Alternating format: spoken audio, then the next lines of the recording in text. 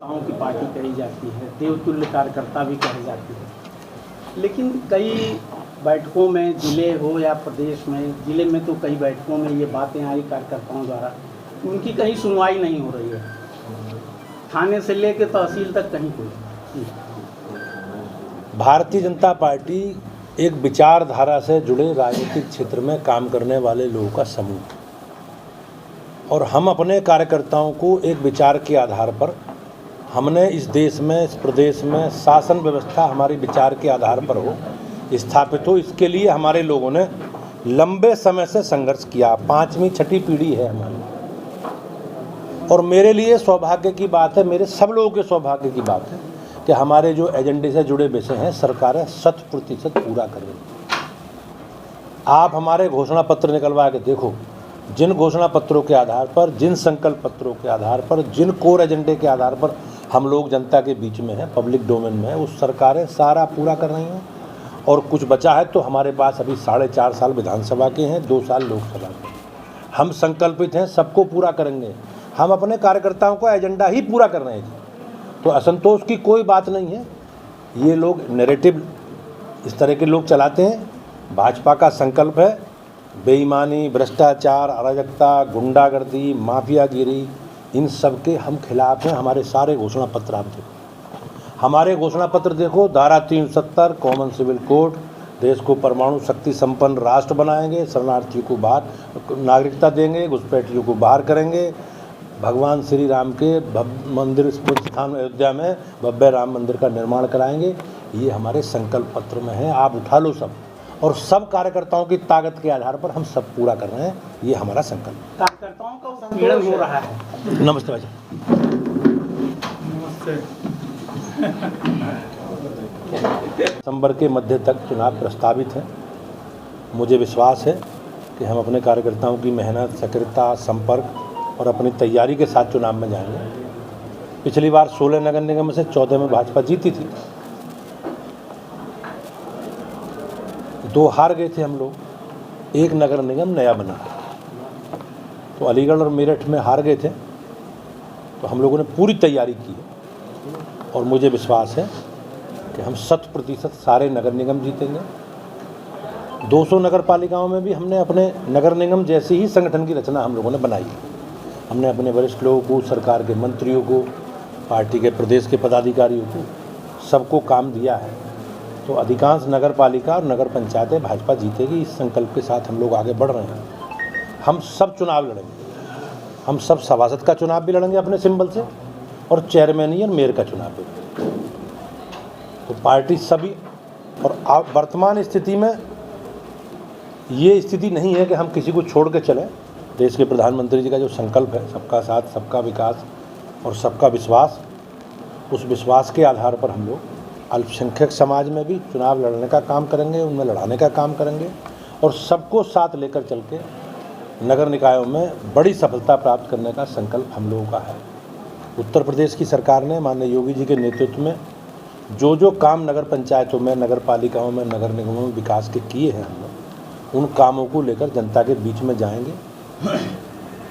तो निश्चित रूप से मेरी अपेक्षा है कि हम अपनी पूरी तैयारी के साथ चुनाव में उतरेंगे और तैयारी को परखने, जांचने में आज आप लोगों के बीच में आया हूँ। आज की बैठक के यही 2-3 विषय हैं, मैंने उसकी चर्चा की है। आपको अगर कुछ लगता है तो आप के द्वारा मुझे इस भूमिका का दायित्व मिलने के बाद मैं पहली बार आज जौनपुर आया हूँ। पार्टी के सभी वरिष्ठ कार्यकर्ताओं के साथ, पदाधिकारियों के साथ बैठना और संगठनात्मक विषयों की चर्चा करनी है और आगामी कार्यक्रम की दृष्टि से उत्तर प्रदेश में जो निकाय चुनाव होने वाले हैं, उन निकाय चुनाव में भारतीय जनता पार्टी अच्छी सफलता प्राप्त करे, इसके लिए हम लोग पूरी तैयारी कर रहे हैं। 17 नगर निगम हैं, लगभग 200 नगर पालिकाएँ हैं और 550 नगर पंचायतें। मेरा ऐसा आकलन है लगभग 25% आबादी नगरीय क्षेत्रों में निवास करती है। तो हमने अपने कार्यकर्ताओं को, वरिष्ठ लोगों को काम का विभाजन करके, कार्य का विभाजन करके चुनाव से पहले जो भी काम हम लोगों को करने हैं संगठनात्मक दृष्टि से, राजनीतिक दृष्टि से, उन कामों को हम पूरा कर रहे हैं। क्या कहा राहुल जी ने?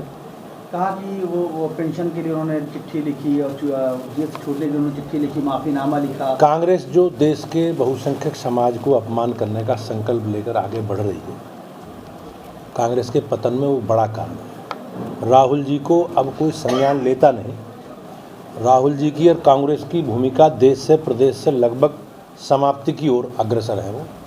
और इस तरह के बयान देकर और देशभक्त लोगों के लिए, जिन्होंने देश के लिए सर्वोच्च बलिदान किया, लंबे समय तक वो लोग, उन्होंने काल कोठरी में रहकर देश की आज़ादी के लिए संघर्ष किया, इस तरह के स्वतंत्रता संग्राम सेनानियों के इतिहास को भूलने के लिए कांग्रेस के नेता इस तरह का प्रपंच करते हैं।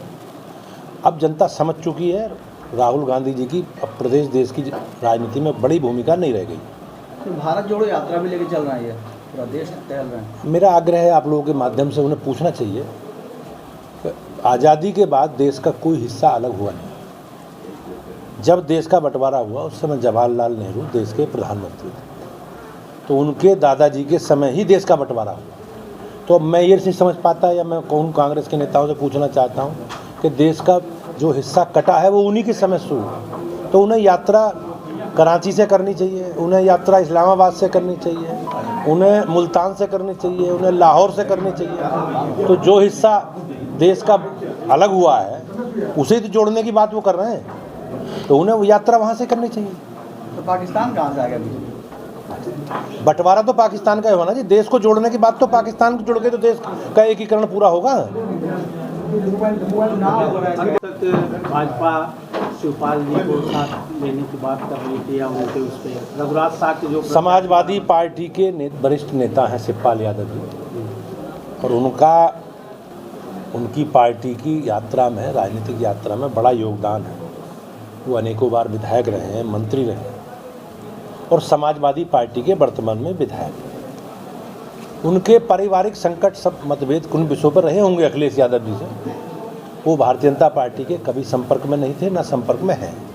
हम अपने विचार के आधार पर, अपने कार्यकर्ताओं के आधार पर और अपनी सरकार के रिपोर्ट कार्ड के आधार पर जनता के बीच में हैं।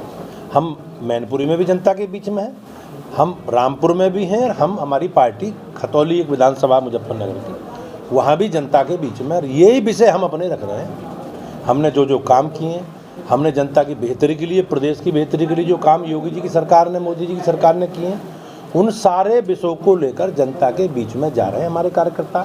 हमारे कार्यकर्ताओं की सक्रियता, संपर्क, मेहनत जनता से प्रत्यक्ष बना हुआ। ये लोग सीजनल लोग हैं जी, जब सीजन होता है तब चुनाव में आते हैं। भाजपा के लोग जनता के दुख दर्द में खड़े हैं। देश के प्रधानमंत्री जी ने पूरे 8 साल में एक दिन छुट्टी नहीं ली। प्रदेश के मुख्यमंत्री जी ने एक दिन छुट्टी नहीं ली, 5.5 साल हो गए। और बीजेपी के सांसद, विधायक, संगठन के लोग, कार्यकर्ता जनता के सुख दुख में साथ खड़े हैं। हमारा जनता से गठबंधन है, और जनता का गठबंधन मोदी जी और योगी जी से है। और निश्चित रूप से भाजपा 3 सीटें मैनपुरी की लोकसभा और विधानसभा दोनों बीजेपी जीतेगी, बड़े अंतर से जीतेगी। हमारी पूरी तैयारी के साथ हम चुनाव में, हम पूर्व में भी हमने तैयारी कर ली है। हम पूर्व में भी जहाँ जहाँ समीकरण हमारे अनुकूल है, हम जीत सकते हैं, तो हम वहाँ मुस्लिम समाज, अल्पसंख्यक समुदाय के लोग भी, या ये कहें कि समाज के सब वर्गों के लोगों को चुनाव लड़ाएंगे। राहुल गांधी का बयान